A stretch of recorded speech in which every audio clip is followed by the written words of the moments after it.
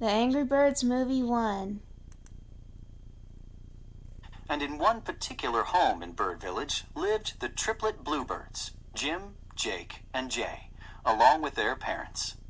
One evening, the three bluebirds were being tucked into their nest by one of Bird Island's most infamous birds, Red. Red was known as one of the angriest birds on Bird Island, but after some recent events, he'd become one of the island's biggest heroes.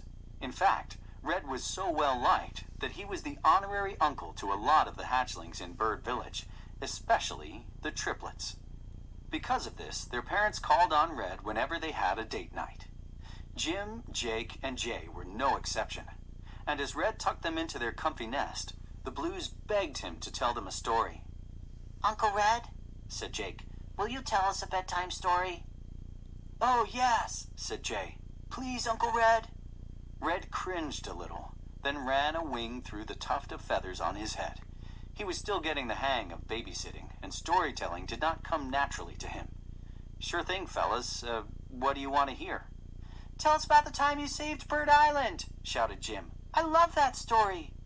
"But you've heard it so many times before. Aren't you tired of it?" asked Red. All three birds shouted, "No!" at the same time and started giggling.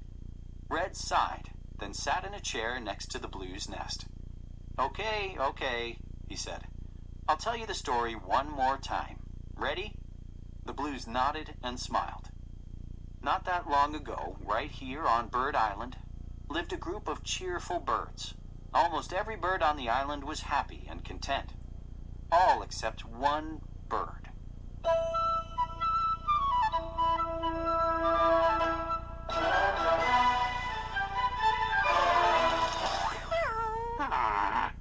Chapter 1. Life on Bird Island was always peaceful and happy. How could it not be when the sun was always shining, there was always lots to do and see, and every bird was surrounded by friends and family. They lived on a tropical paradise that was theirs alone. There were no other islands or creatures anywhere in sight.